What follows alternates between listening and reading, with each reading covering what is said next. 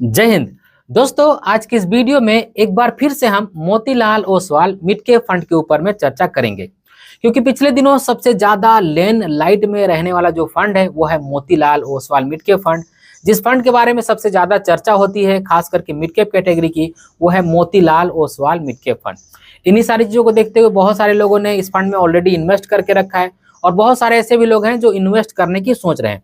लेकिन एक सवाल, एक संकोच बहुत सारे लोगों के मन में बना हुआ है कि क्या Motilal Oswal mid cap fund का परफॉर्मेंस फिलहाल भी अच्छा है, यानी कि अभी भी हमें अच्छा देखने को मिल रहा है।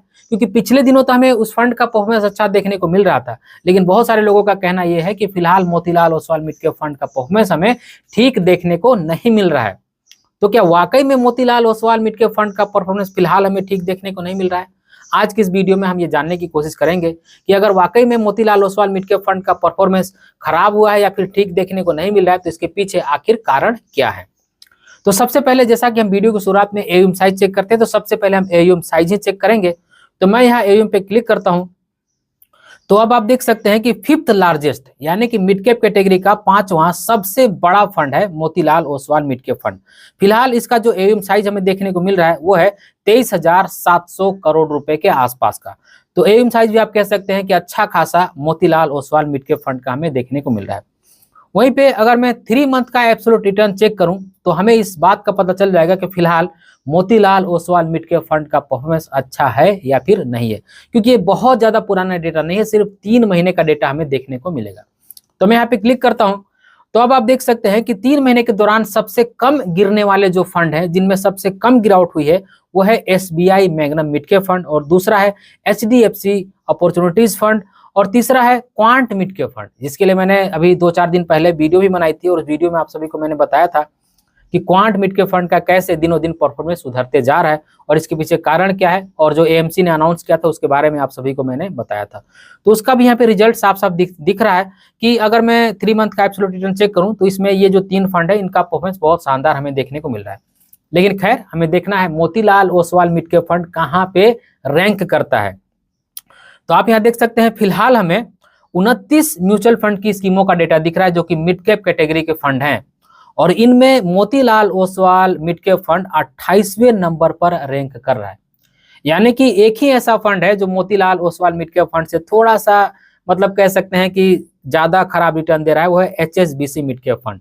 वरना आप कह सकते हैं कि 3 मंथ का जब हम रिटर्न चेक करें तो ये सबसे निचले पायदान पर रैंक कर रहा है अपनी कैटेगरी में, जबकि ये फंड जाना जाता है अपनी कैटेगरी में सबसे बेहतर परफॉर्मेंस करने वाला फंड। तो ये बात तो साफ साफ यहाँ पे जाहिर है दोस्तों, हमें साफ साफ देखने को मिल रहा है कि अगर हम फिलहाल का डेटा चेक करें तो Motilal Oswal mid cap fund का परफॉर्मेंस हमें ठीक देखने को नहीं मिल रहा है। लेकिन वीडियो यहाँ पे खत्म नहीं हुई, अभी मैं आप सभी को ये भी बताऊंगा कि Motilal Oswal mid cap fund का अगर परफॉर्मेंस खराब हुआ तो इसके पीछे कारण क्या है, और क्या ये परफॉर्मेंस फिर से वापस आ सकता है, फिर से सुधर सकता है। इन सारे सवालों का जवाब इस वीडियो के अंदर में ही मैं आप सभी को देने वाला हूँ। वहीं पे अगर मैं 6 मंथ का एब्सोल्यूट रिटर्न चेक करूं तो आप देख सकते हैं कि अगर मैं 6 मंथ के एब्सोल्यूट रिटर्न पे क्लिक करता हूं तो मोतीलाल ओसवाल अगेन हमें नीचे ही देखने को मिलेगा। हमें ढूंढना पड़ेगा कि Motilal Oswal mid cap fund हमें कहां पे देखने को मिल रहा है। यहाँ पे देख सकते हैं आप, Motilal Oswal mid cap fund 9वें नंबर पर रैंक कर रहा है। तो अगर हम 6 मंथ का एब्सोल्यूट रिटर्न चेक करें तो बहुत ज्यादा सिचुएशन खराब नहीं है। लेकिन अब हम जितना ज्यादा पीछे जाएंगे, यानी कि जितने पीछे का रिटर्न देखेंगे, जैसे हम 1 साल, 3 साल, 5 साल, तो ऑफकोर्स क्योंकि पिछले दिनों Motilal Oswal mid cap fund ने अच्छा ही रिटर्न दिया है तो हमें अच्छा ही देखने को मिलेगा। तो आप यहाँ देख सकते हैं, अगर मैं 1 साल का एब्सोल्यूट रिटर्न चेक करूं तो यहाँ पे मोतीलाल ओसवाल 1 नंबर पर रैंक कर रहा है अपनी कैटेगरी में। इसी तरह से अगर मैं 3 ईयर का सीएजीआर चेक करूं तो यहाँ पे भी मोतीलाल ओसवाल 1 नंबर पर ही रैंक करते हुए दिख रहा है। इसी तरह से अगर मैं 5 ईयर का सीएजीआर चेक करूं तो यहाँ पे भी मोतीलाल ओसवाल मिड कैप दूसरे नंबर पर रैंक करते हुए दिख रहा है। अगर मैं 10 साल का सीएजीआर चेक करूं तो यहाँ पे भी मोतीलाल ओसवाल 1 नंबर पर ही रैंक करते हुए दिख रहा है। क्योंकि पिछला जो Motilal Oswal mid cap fund का रिटर्न है वो बेहतर रहा है, तो हम जितना पीछे जाकर के देखेंगे उतना ही हमें Motilal Oswal mid cap fund का अच्छा रिटर्न देखने को मिलेगा।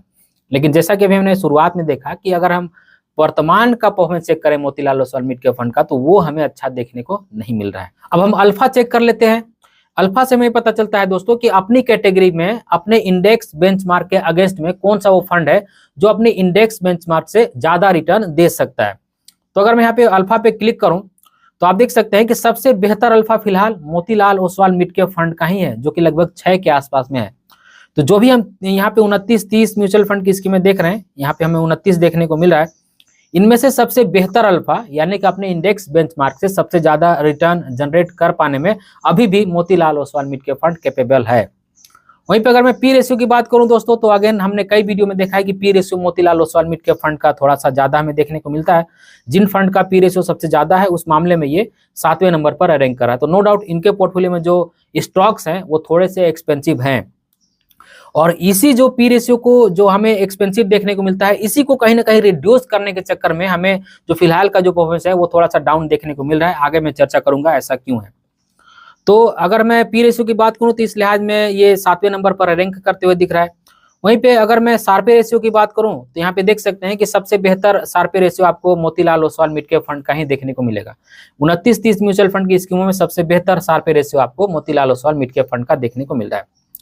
वॉलेटिलिटी की बात करें, यानी कि जब स्टॉक मार्केट में उतार चढ़ाव बहुत ज्यादा होती है तो सबसे कम वॉलेटिलिटी आपको SBI magnum mid cap fund में देखने को मिलता है। और यहाँ पे अगर हम Motilal Oswal mid cap fund check करें तो क्योंकि इसमें वॉलेटिलिटी ज्यादा होती है तो आपको ये नीचे में ही देखने को मिलेगा। तो यहाँ पे 22वें नंबर पर ये रैंक करते हुए दिख रहा है, क्योंकि जो स्टॉक्स है एक्सपेंसिव है और थोड़े से महंगे हैं, जो ओवर वैल्यूड वाले स्टॉक्स रहते हैं उनमें तो उतार चढ़ाव ज्यादा होता ही है, इसीलिए 22वें नंबर पर रैंक करते हुए दिख रहा है। अगर यहाँ पे मैं एक्सपेंस रेशियो की बात करूं, वहीं पे सबसे कम की बात करूं तो आप देख सकते हैं आईटीआई मिड कैप फंड का है, जिनका बहुत ही कम है 0.11%। वहीं पे अगर हम Motilal Oswal mid cap fund का चेक करें तो मैं चेक करता हूं तो इस लिहाज में आप देख सकते हैं 14वें नंबर पर रैंक कर रहा है। लगभग 29 म्यूचुअल फंड की स्कीमों में यहाँ पे देख सकते हैं 0.65% का हमें एक्सपेंस रेशियो देखने को मिल रहा है। तो एक्सपेंस रेशियो तो एवरेज इस फंड का है। अब आते हैं अपने सवाल के ऊपर में कि आखिर Motilal Oswal mid cap fund का फिलहाल हमें परफॉर्मेंस क्यों खराब देखने को मिल रहा है। तो मैं एक नए टैब में Motilal Oswal mid cap fund को ओपन करता हूं और सबसे पहले आपको मैं यही दिखा दूं कि अभी फिलहाल कितने गिरावट पर ये अवेलेबल है, अगर कोई इन्वेस्ट करना चाहता होगा तो Motilal Oswal mid cap fund की जो एनएबी की हाई प्राइस है वो 130 रुपए 66 पैसे है और लो जो है 100 रुपए 53 पैसे है, जो फिलहाल हमें देखने को मिल रहा है। इसका हाई जो है यहाँ पे हमें देखने को मिल रहा है 16 दिसंबर 2024 के दिन 130 रुपए 66 पैसा हमें देखने को मिल रहा है। तो आप देख सकते हैं कि लगभग 23% के आसपास में गिरावट में अवेलेबल है और एनएबी में लगभग 30 रुपए 14 पैसे की गिरावट हमें देखने को मिल रही है। तो अच्छे खासे गिरावट पर फिलहाल ये फंड अवेलेबल है। तो अगर कोई इन्वेस्ट करना चाहते हैं तो बिल्कुल इन्वेस्ट कर सकते हैं, लेकिन अगेन बोल दूं कि आंख मूंद करके नहीं। अगर आपको इन्वेस्ट करना होगा तो जैसे मैं रिसर्च कर रहा हूं वैसे आप भी कीजिए, अगर आपको अच्छा लगता है तभी इन्वेस्ट कीजिए। ऐसे किसी के भी कहने पर ब्लाइंडली इन्वेस्ट नहीं करना है। तो सवाल का जवाब हमें पोर्टफोलियो से मिलेगा दोस्तों। तो अब आप देख सकते हैं जब मैं Motilal Oswal mid cap fund का पोर्टफोलियो एसेट एलोकेशन चेक कर रहा हूं तो मुझे 2 सवालों का जवाब मिल जा रहा है।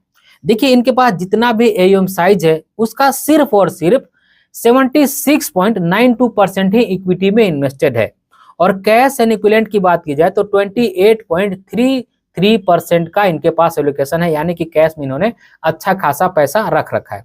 लेकिन जब आप इन दोनों ही डेटा को काउंट करोगे, कैलकुलेट करोगे तो डेटा आपको मिसमैच देखने को मिलेगा।